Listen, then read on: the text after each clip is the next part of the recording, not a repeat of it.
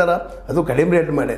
ಯಾಕಂದ್ರೆ ಇವತ್ತು ರೈತರು ಬೇಡಿಕೆ ಅದ್ರ ಮೊನ್ನೆ ಬೇಡಿಕೆ ಇಟ್ಟಿದ್ದು ರೈತರು ನಮ್ಮ 4,700 ರೂಪಾಯಿ ಕೊಡ್ರಿ ಒಂದು ಟನ್ನಿಗೆ ಅಂತ ಕೇಳ್ತಾ ಇದ್ದಾರೆ. ಕೊಡೋರು ಯಾರ, ತೊಗೊಳೋರು ಯಾರ? ಖರ್ಚು ಎಷ್ಟು ಬರ್ತದೆ ನಾವು ಸುಳ್ಳಲ್ಲ. 4,000 to 5,000 ರೂಪಾಯಿ ಒಂದು ಟನ್ ಬೆಳಿಬೇಕಾದ್ರೆ ಬಟ್ ಬರ್ತದೆ ಖರ್ಚು. ಮತ್ತು ಇಳುವರಿನೂ ಅಷ್ಟು ಬರೋದು ಚೆನ್ನಾಗಿ, ಮತ್ತು ಲಾಸ್ ಆಗಿರ್ತಾನೆ. ಇವ್ರು ಕೊಡೋದು 2,000-3,000 ರೂಪಾಯಿ ಲಾಸನೇ ಅದು. ಇನ್ನು ಇನ್ನುಳಿದ ಬೆಳೆಗಳ ಬಗ್ಗೆ ಮಾತಾಡೋ ಹಾಗಿಲ್ಲ.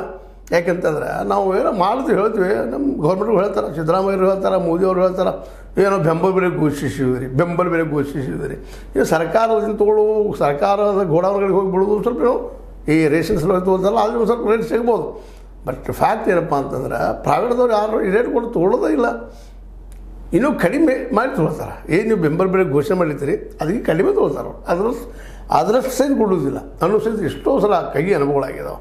ಅದಕ್ಕೆ ಆ ದಿಶೆಯಲ್ಲೇ ಇವತ್ತು ನಾವು APMC ನಮ್ಮ ಮಿನಿಮಮ್ ಅದು ಇರ್ತೀವಿ ನಾವು. ಇವತ್ತು ಅದರಲ್ಲೂ ಸಹಿತ ನಾವು ಏನು ಗೋಲ್ಮಾಲ್ ಆಗ್ತದೆ ಎಲ್ಲರಿಗೂ ಗೊತ್ತದ.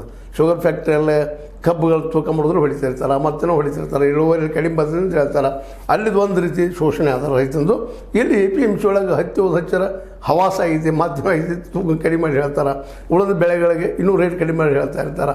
ಅವು ಹೆಸರಿಗೆ APMC ಆದಂಗೆ ಆಗ್ಯದ. ಅಲ್ಲೂ ದಲಾಲಿ ಕೆಲಸ ಎಲ್ಲ ನಡೀತಿರ್ತಾವೆ. ಸ್ವತಂತ್ರವಾದ ಮೀಡಿಯಾಗೆ ಬೇಕಾಗಿರುವುದು ಸ್ವತಂತ್ರ ಧ್ವನಿ. ಆ ಸ್ವತಂತ್ರ ಧ್ವನಿ ಉಳಿಸಲು ನೀವು ಮಾಡಬೇಕಾದದ್ದು ಇಷ್ಟೇ. ಅದೇನಪ್ಪಾ ಅಂತಂತಂದ್ರೆ ನಿಮ್ಮ ಕೈಲಾದಷ್ಟು ಸಹಾಯ ಈ ಚಾನಲ್ಗೆ ಮಾಡಿ ಹಾಗೂ ನಿಮ್ಮ ಧ್ವನಿಯನ್ನು ಕಾಪಾಡಿಕೊಳ್ಳಿ.